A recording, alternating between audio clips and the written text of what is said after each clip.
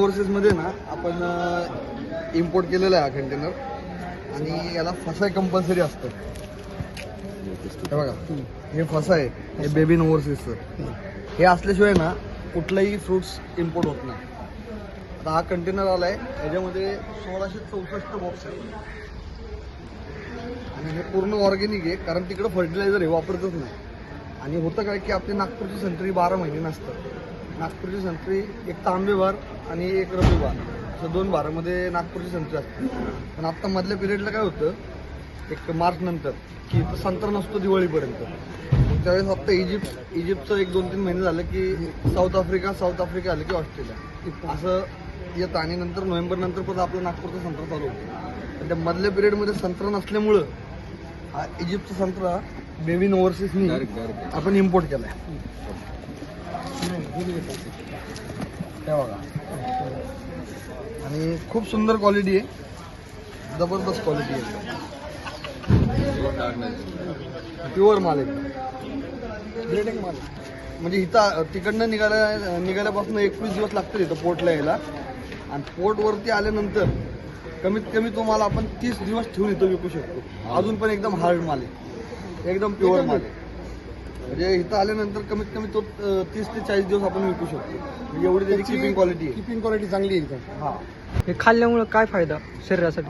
Actually काय आहे, citrus fruit आहे. सिट्रस आपण म्हणजे सी विटॅमिन, जसं आपल्या संत्र्यामध्ये सी विटॅमिन भेटतं तेच सी विटॅमिन, डी विटॅमिन भेटतं त्याच्यामध्ये. हे सिट्रस फ्रूट आहे.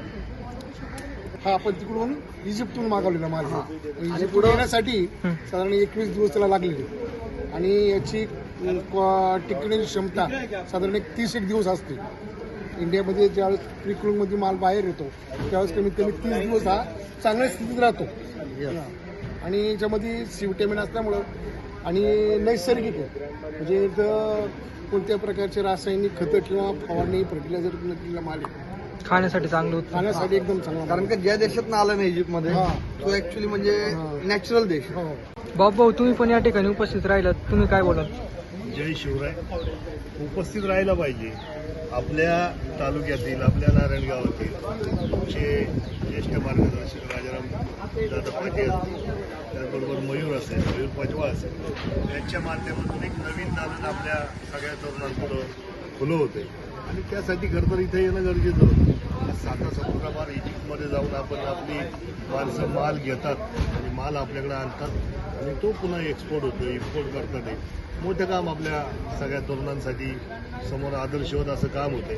खरं तर गेल्या महिन्यामध्ये आपण ते एक सेमिनारसुद्धा इम्पोर्ट एक्सपोर्टचा घेतला होता. तो सुद्धा मयूर आणि आपल्या दादांच्या माध्यमातूनच तो आपण सेमिनार आयोजित केला होता. त्या माध्यमातून हे एक नवीन दालन आपल्या तरुणांसाठी, आपल्या शिवजन्मभूमीसाठी तयार होते, नवीन उपलब्ध होते. मला वाटतं सगळ्यांनी याचा आदर्श घेऊन या क्षेत्रामध्ये काम करण्याची संधी आहे, पैसे मिळवण्याची संधी आहे. फक्त योग्य मार्गदर्शन घेऊन एक चांगलं काम उभं राहण्याची संधी आहे.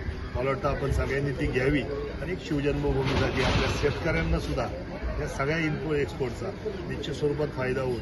आपल्याकडचे शेतकरी सुद्धा एक चांगल्या प्रकारचे माल विकसित करू शकतात, शेतकरी माल पिकवू शकते. आपल्याला माहिती आहे आपले द्राक्ष 7 समुद्रापार जातात. मग आपण हे बाकीचे माल सुद्धा त्या क्वालिटीचे पिकवले तर निश्चित स्वरूपात आपलीच लोक ती बाहेरच्या देशात नेऊन ती निश्चित स्वरूपात विकतील. निश्चित स्वरूपात ह्या सगळ्या गोष्टीचा आपल्याला अभिमान आहे आणि असंच काम यांच्या हातून होत राहो. अनेक तरुणांना रोजगार उपलब्ध हो ही सदिच्छा व्यक्त करतो आणि असंच काम आपल्या शिवजन्मभूमीसाठी आदर्शवत त्यांच्या हातून हो ही शिवरायांचरणी खरं तर प्रार्थना करतो.